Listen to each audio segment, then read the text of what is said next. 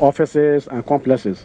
They are actually meant to train our staff and our students, particularly our students. We now have a program that when our students are graduating, they come out with their own degree certificate in addition to a certificate for a particular trade.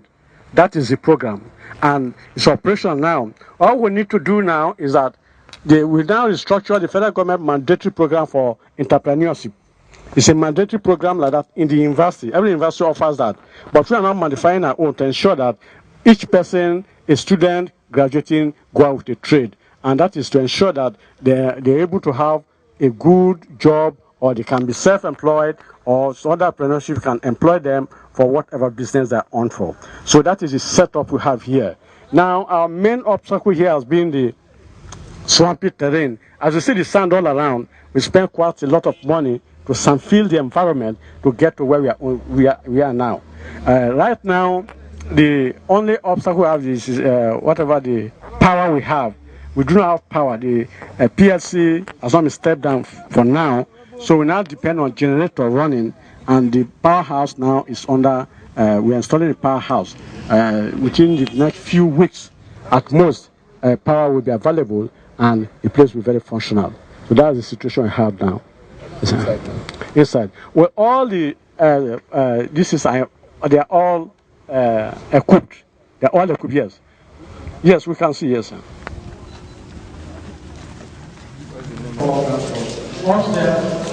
Upstairs we have offices and the first room.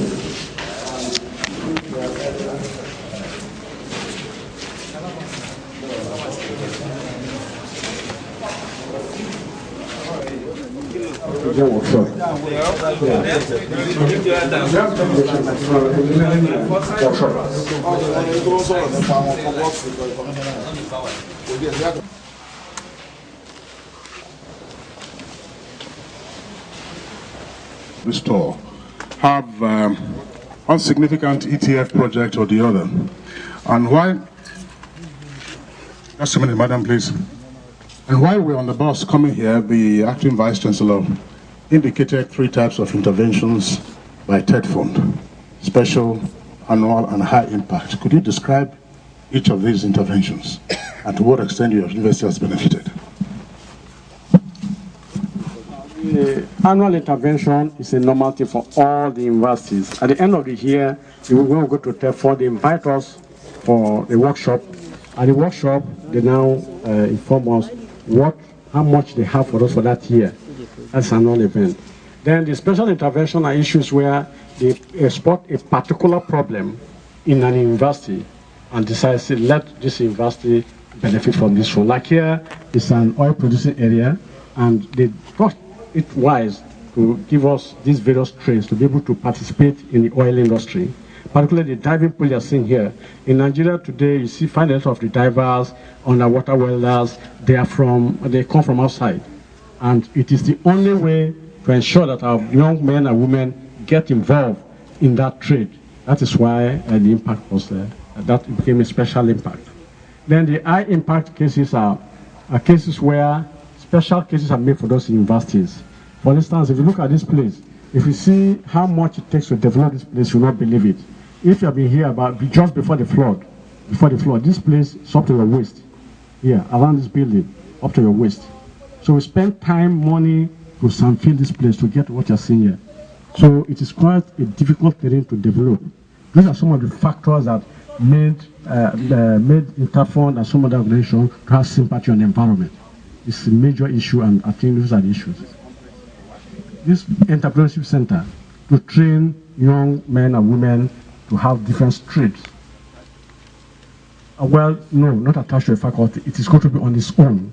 It's not attached to any faculty. We have engineering project, we have pharmacy projects here, we have agri projects here, we have government and government big shop here. So it's not attached to any particular faculty. But the management of the place will be under independent, independent of the university activities, because we belong to the university. We may have some problem in terms of strike and all those ones.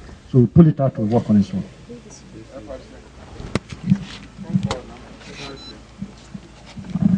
I want to understand this project. You said the government has spent so much funds for it. So Why would a place that was so much was invested in it, why would it be locked up? Because obviously it was just opened. Everywhere is coated with dust. The equipments are coated with dust. It's supposed to be an entrepreneurship center, but there's nobody there. Well, I told you earlier, we are yet to move to power. Yeah, the line just running. We're not moved to. The state governments awarded awarded the contract already to ensure that power is hooked to NGE. About that, about a month ago, the Commissioner for Energy sent somebody to come and assess the power utilization of this environment, and he has done that. He has sent back his report.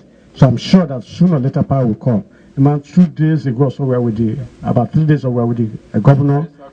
Yes, BAYELSA government. No, it's BAYELSA government we're talking about. Okay. Honorable Minister, concerning this particular project, we met a power contract that had problems. With SNECO, we've been able to resolve that. We've resolved all the outstanding matters.